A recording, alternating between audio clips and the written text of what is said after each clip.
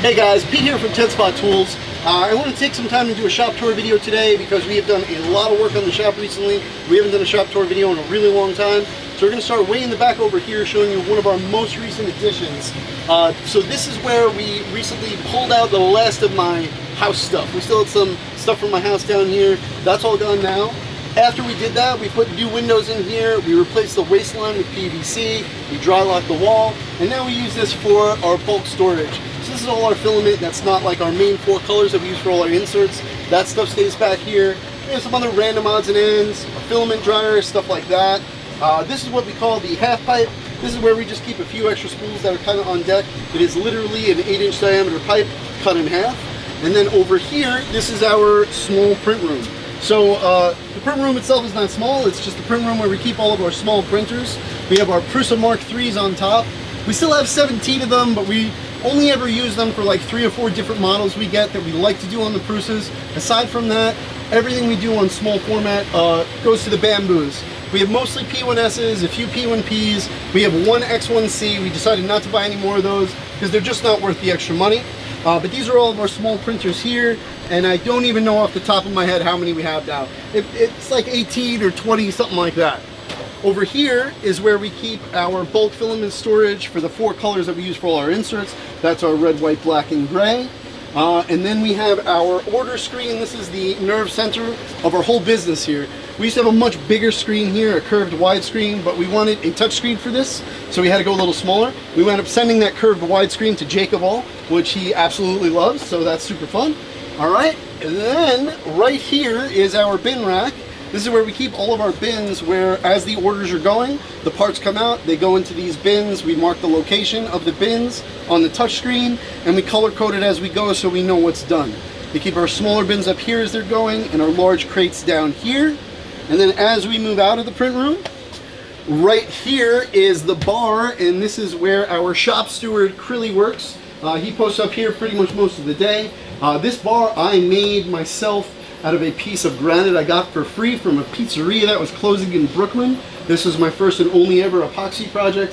Pretty happy with how it came out. This was never part of the shop. We did this before there was a shop down here, and when we put the shop down here, I just didn't want to get rid of it. So we kind of worked around it. Right over here is where we have all of our latches. So this is nowhere near all of the latches we offer. These are just the most popular ones, where these will print like in advance, and we'll keep these bins, you know, kind of full or semi-full, so that when we get orders for the most popular latches, we already have them made.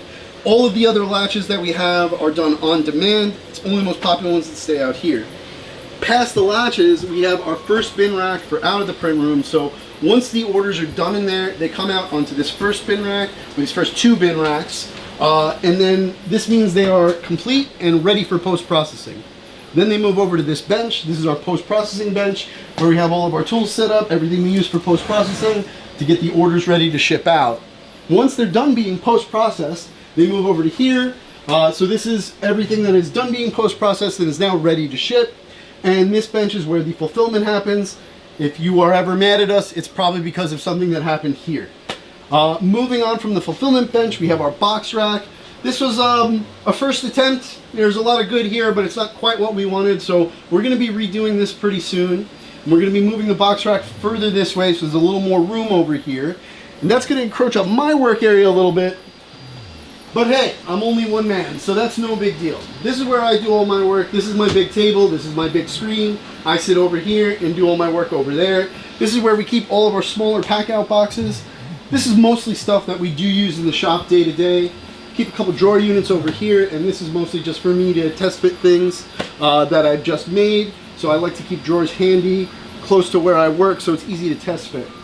Over here, we have all of our in-stock items. So whenever we print something in the wrong color so we can't send it out, we will log what it is and we will keep it here. And then it goes onto our order sheet in a separate page, so that if anybody ever orders an item that we already have logged in there, it'll pop up and say, hey, we already have this, don't print it. And that saves us, you know, some time and helps us reduce waste, because we're always trying to focus on that.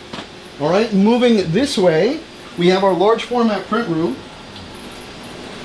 And this we got set up a while ago, but we've recently done some work in here and straightened things out.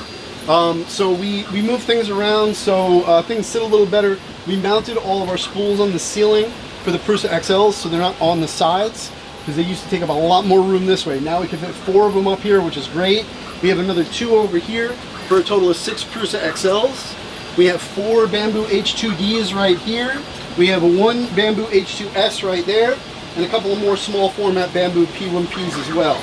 And then obviously we have our big guy, our Elegoo Orange Storm Giga. This is Poe, and this printer was a real pleasant surprise.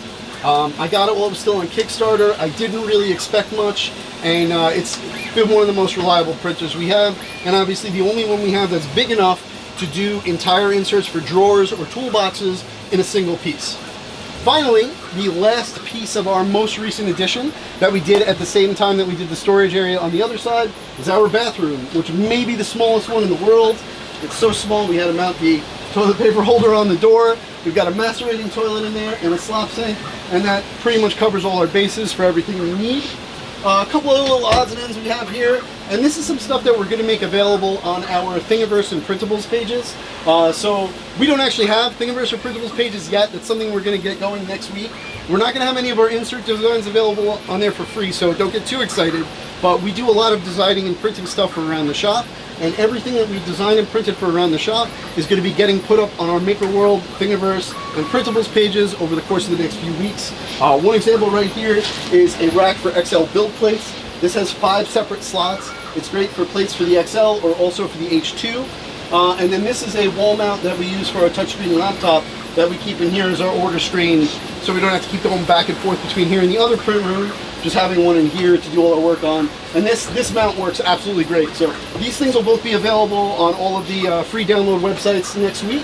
And I think that pretty much covers everything, guys. Thanks for watching. I'm Pete from 10 Spot Tools, and that's it.